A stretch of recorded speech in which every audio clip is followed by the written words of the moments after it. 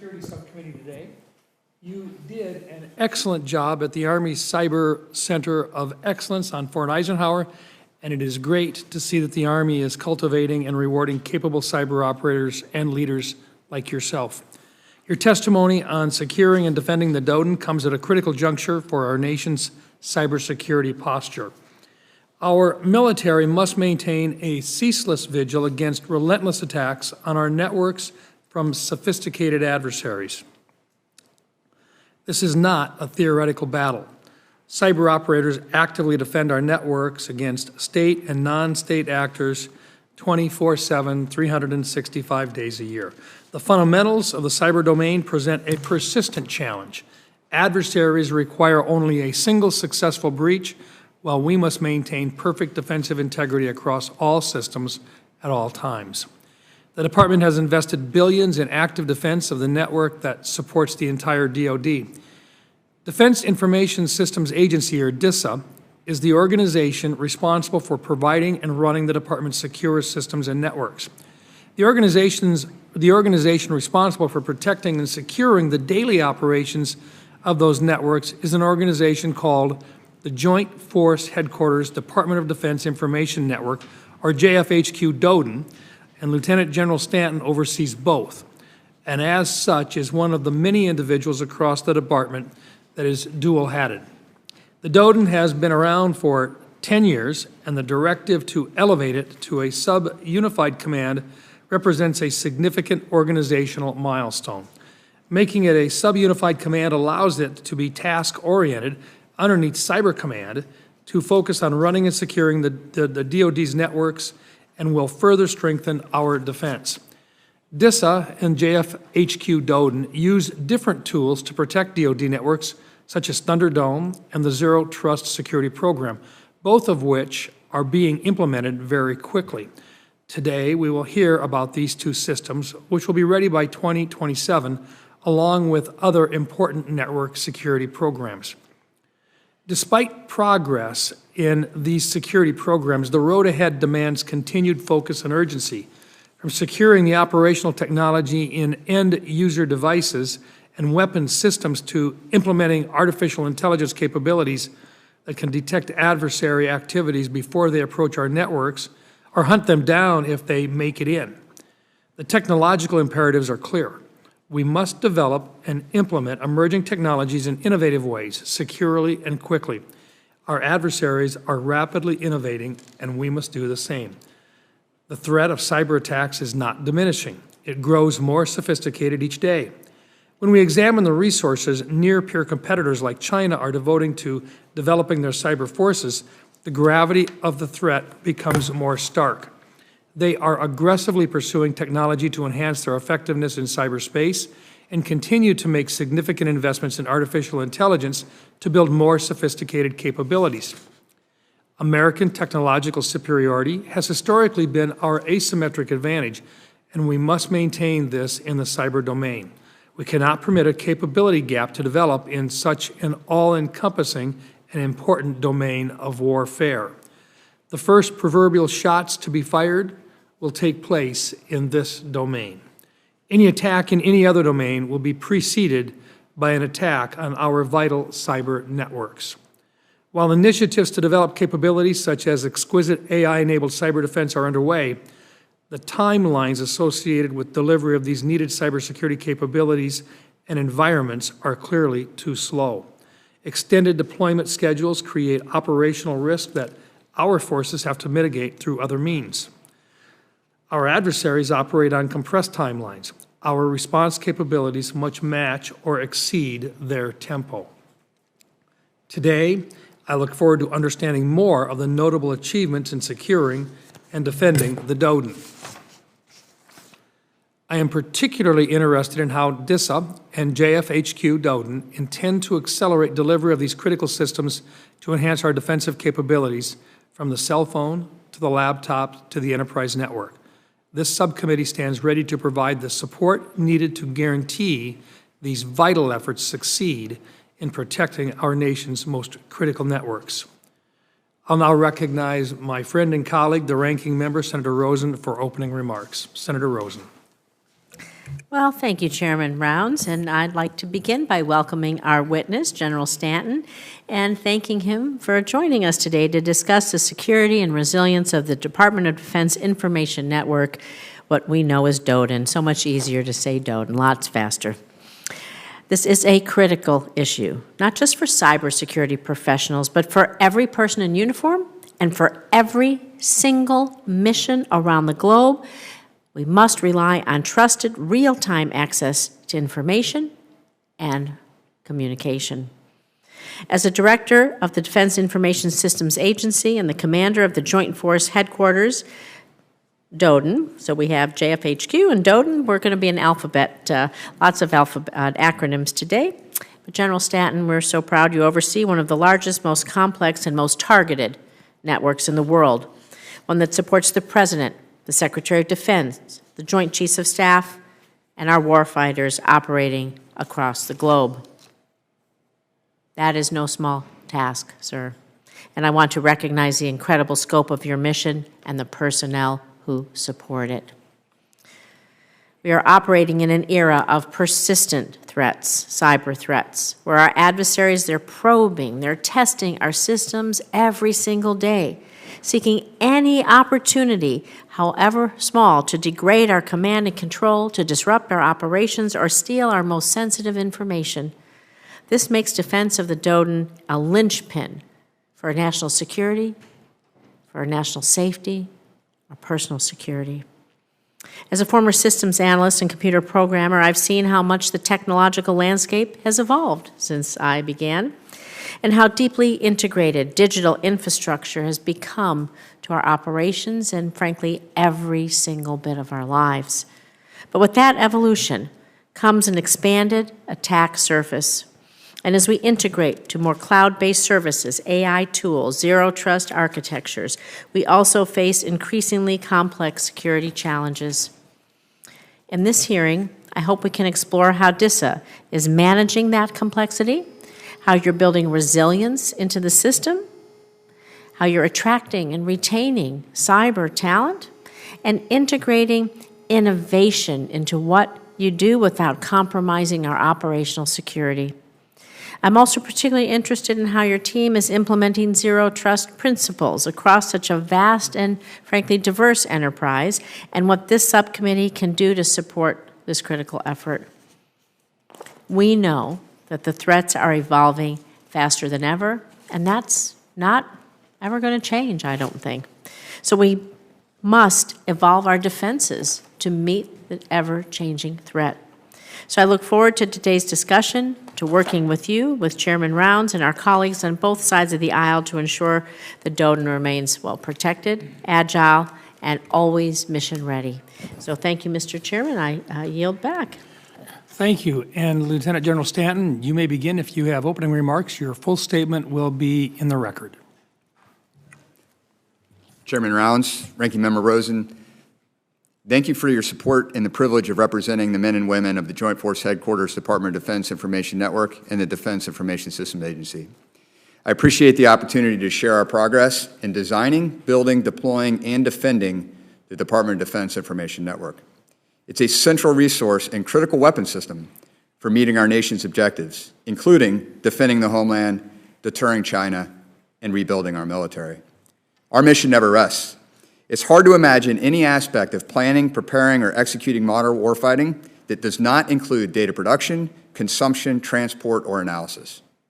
Joint Force Headquarters DODIN and DISA have the responsibility of securely delivering real-time, globally accessible information to the joint warfighter. We ensure the right data is at the right place at the right time, empowering commanders to make better and faster decisions than our adversaries. We are warfighters supporting warfighting. We inculcate the warrior ethos. Joint Force Headquarters DODIN and DISA maintain distinct responsibilities, yet support one another to balance performance and security in the context of risk. On behalf of U.S. Cyber Command, the Joint Force Headquarters DODIN organizes, observes, and maneuvers within cyberspace to defeat enemy aggression and preserve functionality for friendly operations. Under the direction of the DoD Chief Information Officer, DISA designs, builds, and securely operates the DODIN. Together, we enable the inherently joint, partner, and enterprise-scale capabilities that ensure mission success. Accordingly, our priorities to meet the urgency of our challenges are consistent for both the command and the agency.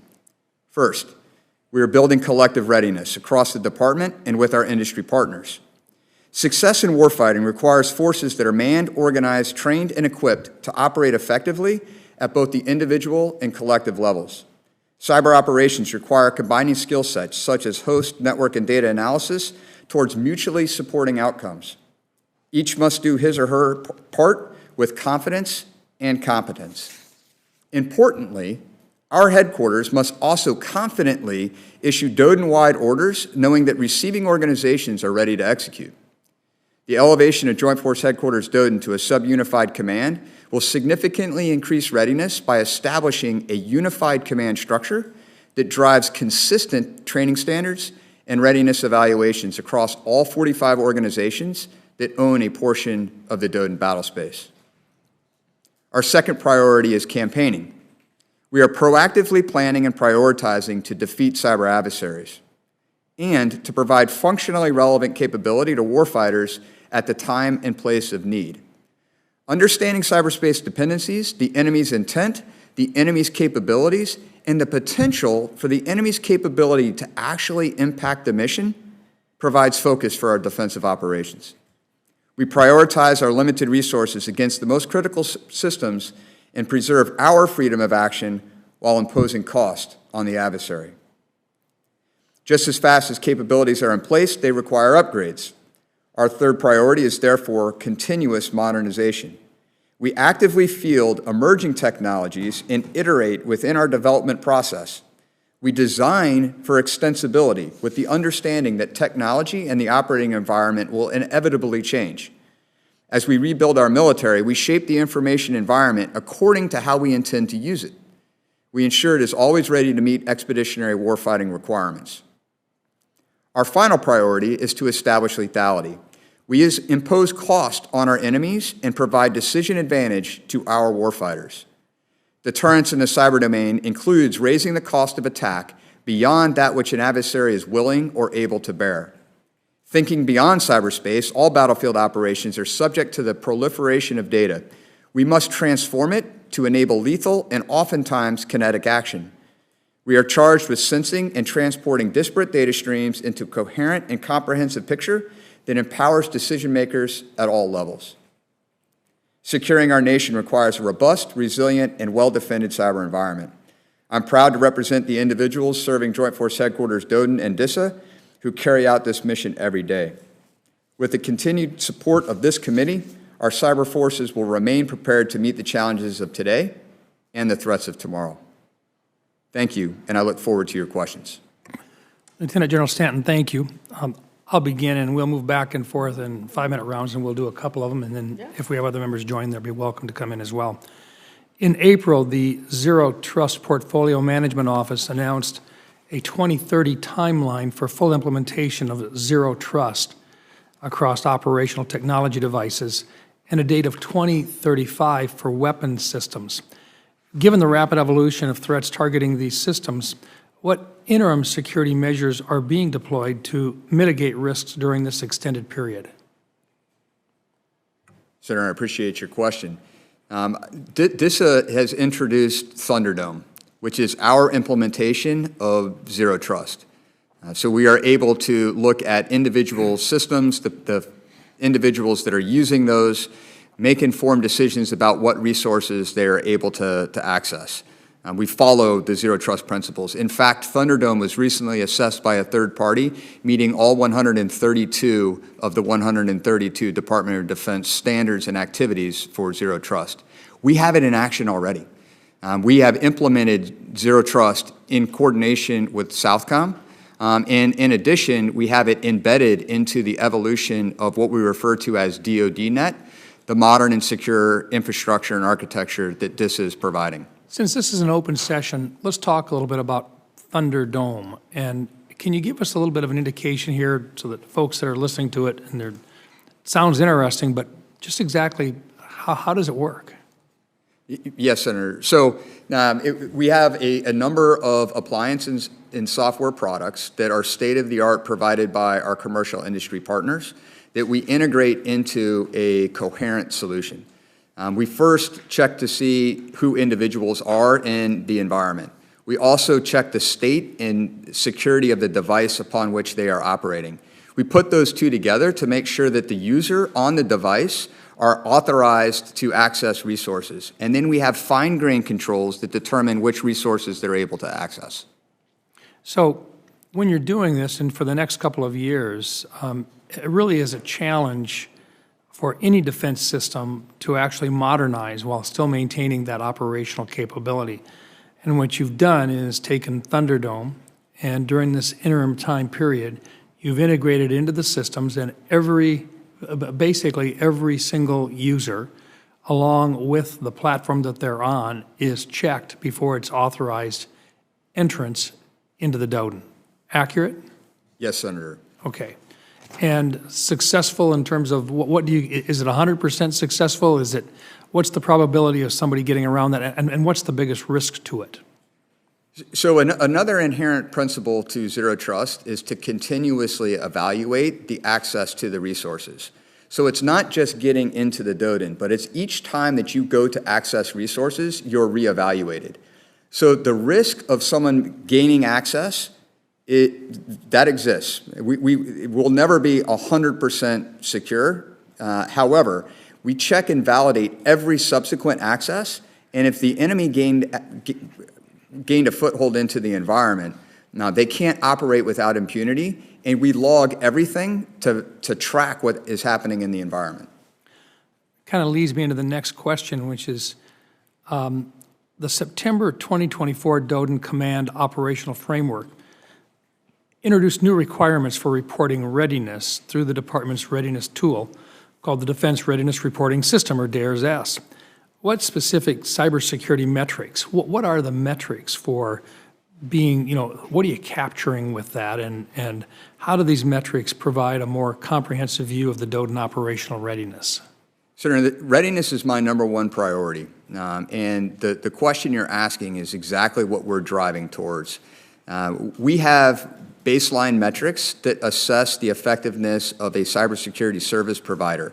The Joint Force Headquarters DODN has evaluations teams that travel out to the 45 DODN areas of operation and assess the effectiveness of their CSSPs. We record that in the Defense Readiness Reporting System, doers. We can do better, and we're working on establishing additional metrics that can develop a more comprehensive picture for us to have confidence that all of the DODN areas of operation can operate effectively. Thank you. Well, thank you. I was going to ask something different about the workforce first, but I'm going to build on the Zero Trust architecture. I understand what you're saying. Who is the person user? Who is the device? You're going to check them every time. We have that a lot in our own, in other things that regular people do with some banking, other kinds of things. But I would think, as I'm listening to you, I'm thinking about how does the user or device get into the registry, if you will. And I'm thinking that that could be a point of vulnerability. And so how often, I know there's many ways that people gain access, understanding that you have things all around the globe, but thinking that there's a point of vulnerability because if somehow someone can put themselves as a trusted user or device, then that's how, one maybe big way they can get into the system, not the silent way. So how are you securing that piece, if you will? Yes, Senator.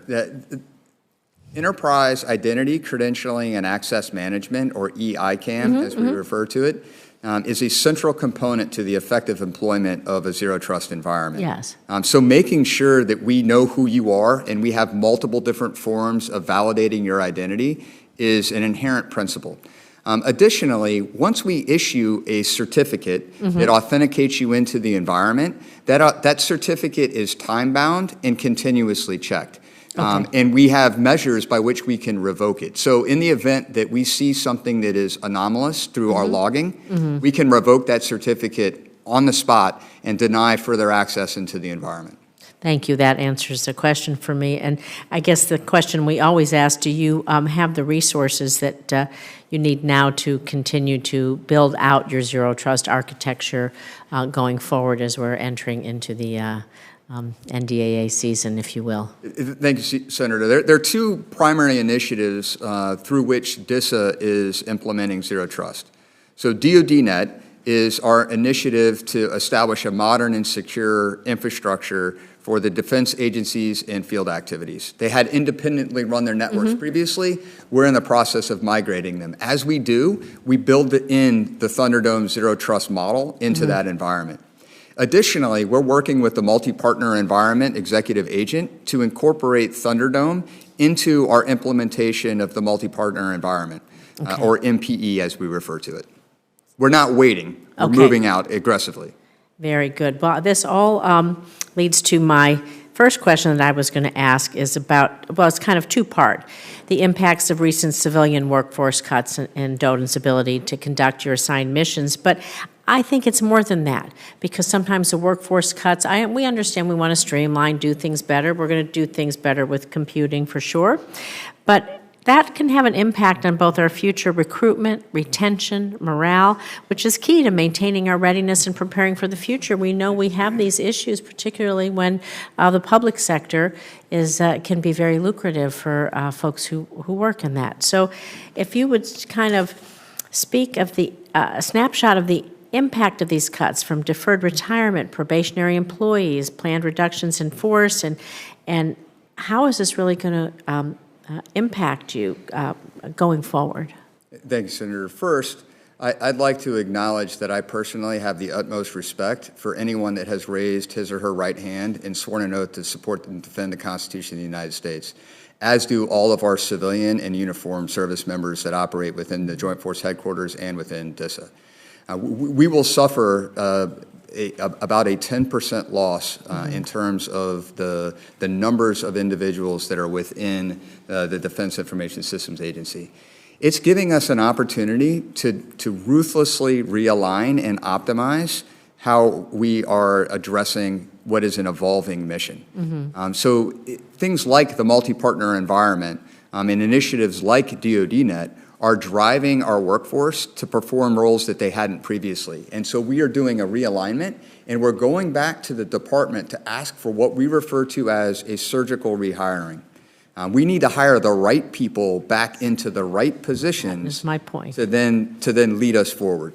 So we'll talk about those resources, and if I can, this is my last part on this question, because on April 10th, there was a memo that was issued by Secretary of Defense that announced the termination of the several contracts and insourcing of IT consulting and management services to our civilian workforce. So could you provide any details to us in this open hearing? If not, we can do it in the close, but what are your security concerns here? Everyone does take an oath, but you have these public-private partnerships, and with all of this happening, how is that really impacting you? Thank you, Senator. So reviewing contracts is a necessary part of our business in the IT world. As technology changes, we have to continually evaluate whether or not we have the right industry partner performing the right mission. And so we routinely evaluate. I just want to be sure it's the right, it's strategic and it's surgical, not just across the board. That's absolutely correct. And that has been our approach, and the Department of Defense has given us within the DISA the opportunity to handle it through a surgical lens.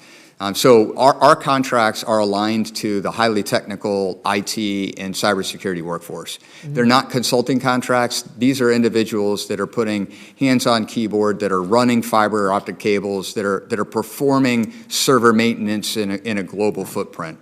And our contracts are healthy and are in a good spot. The impetus and drive from the department is, however, forcing our industry partners to evaluate how they are presenting their technical force to us, and we're gaining some efficiencies in the process. Thank you. I appreciate it. Let's follow that up a little bit. You not only have to have the tools, but you got to have the manpower as well. Talk a little bit about just the size and the scope of what this is to begin with. you're protecting the Department of Defense's entire system. Talk about how big that is and about the number of people that you employ either in uniform or by contract to begin with. Yes, Senator. Our population size is roughly 20,000. Slightly more than half are contracted. About 6,800 are civilians, and about 1,200 are active duty military service members.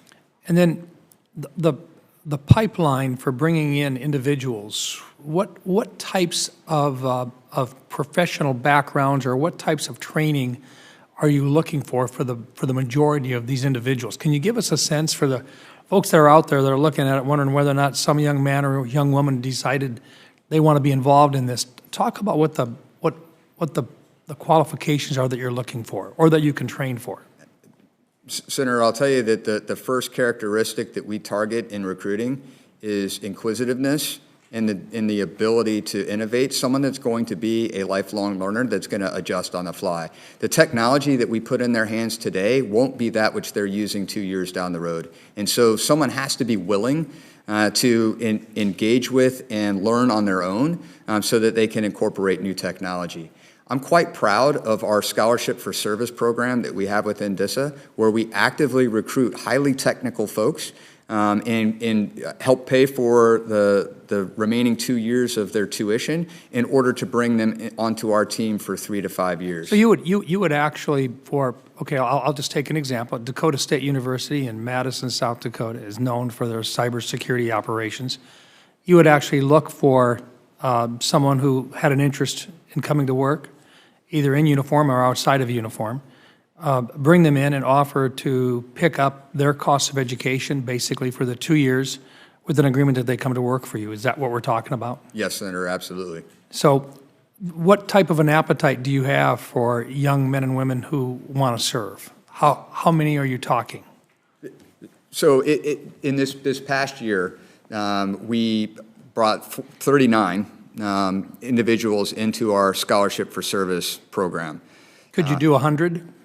Yes, Senator, we can. Could you do 150? Yes, Senator, we can. Could you do 200? Yes, Senator. So for young men and women out there, this is not like a selected group only. This is to where you need more individuals that have this interest. We do, Senator, and we recently in February published our workforce strategy within DISA, and part of it is to do exactly what we're discussing, create a pipeline.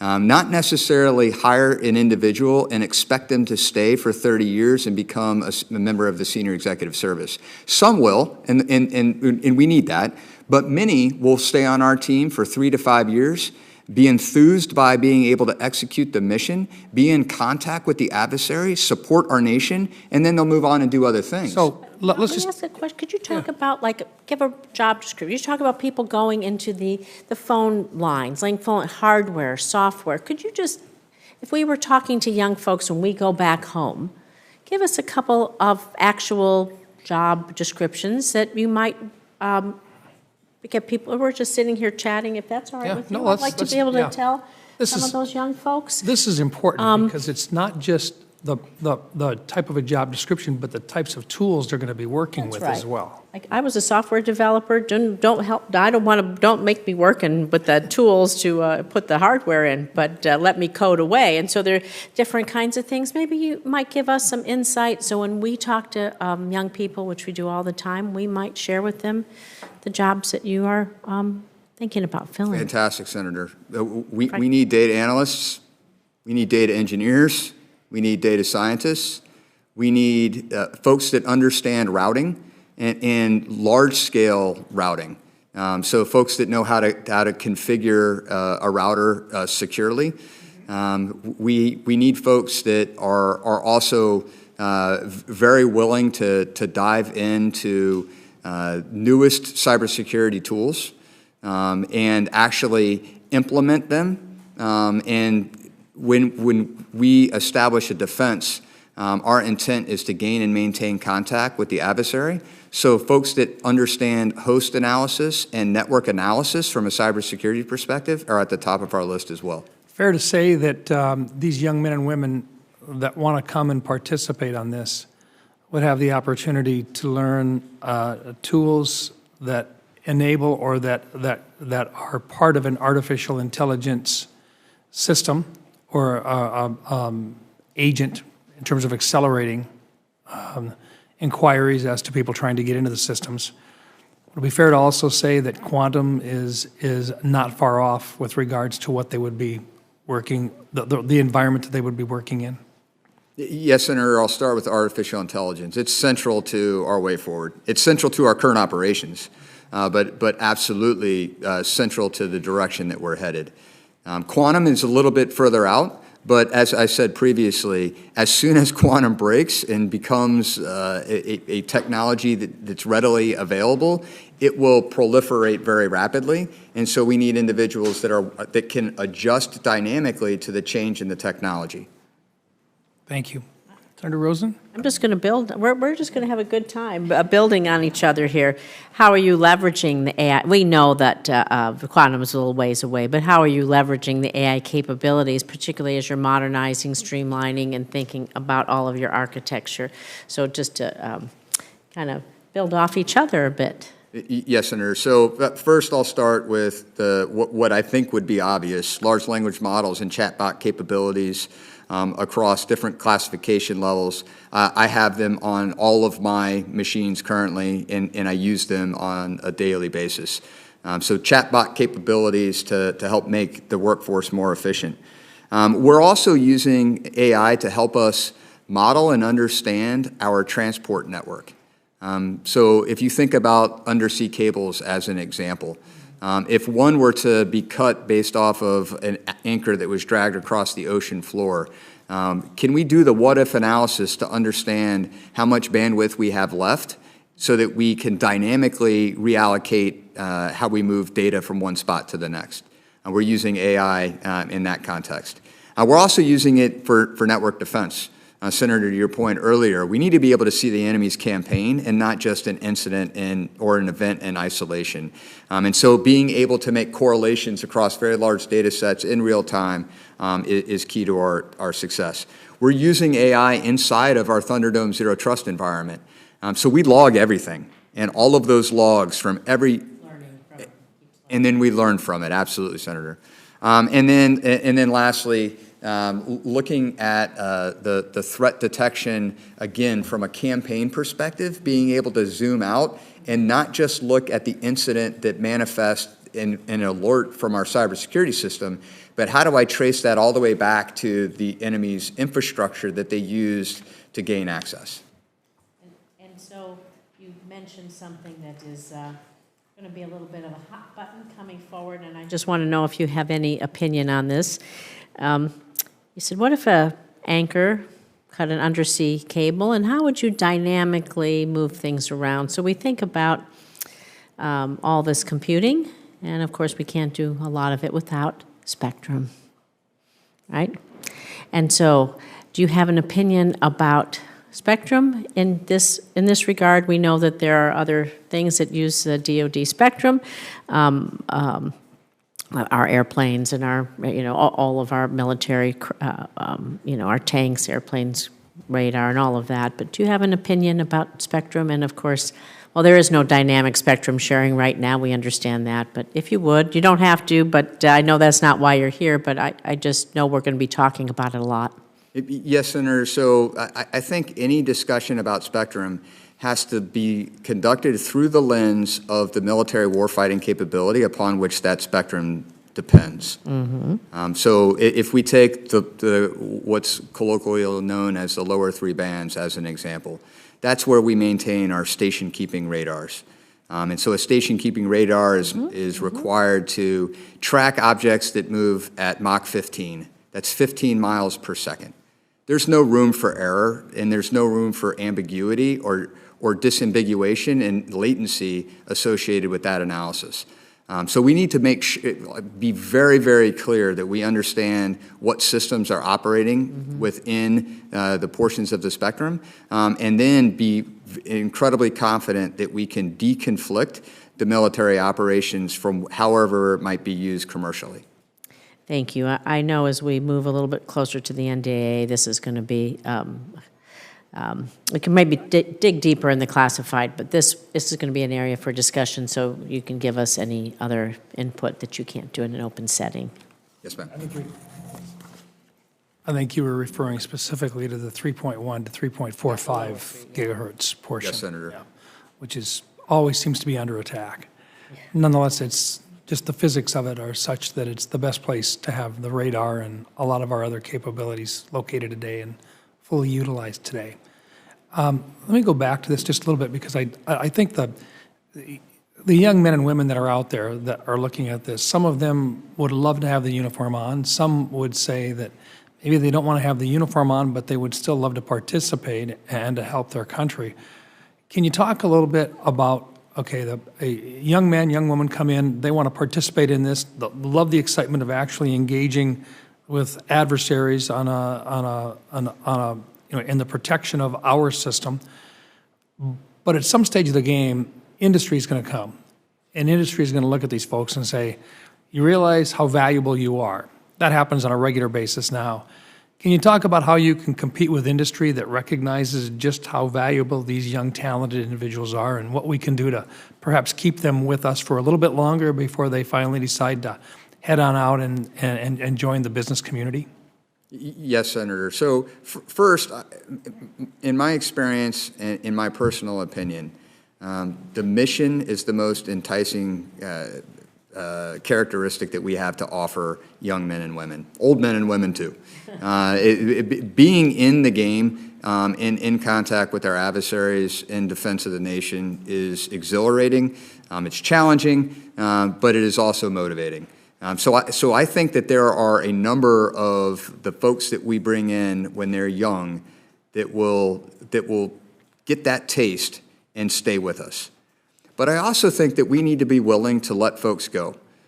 So the concept of a pipeline, I think, is critically important. Knowing that today's youth switch jobs readily.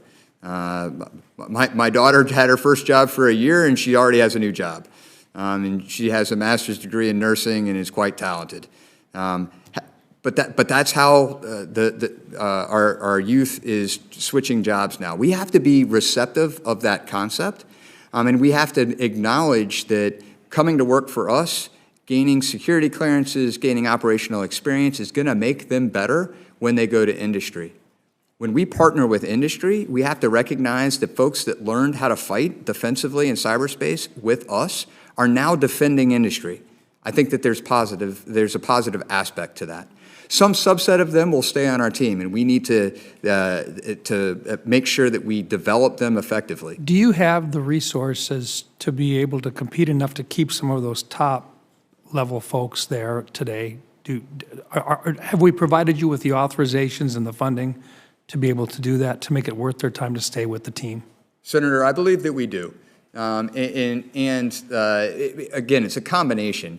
I don't think we'll ever be able to pay an individual as much as they would make in the private sector.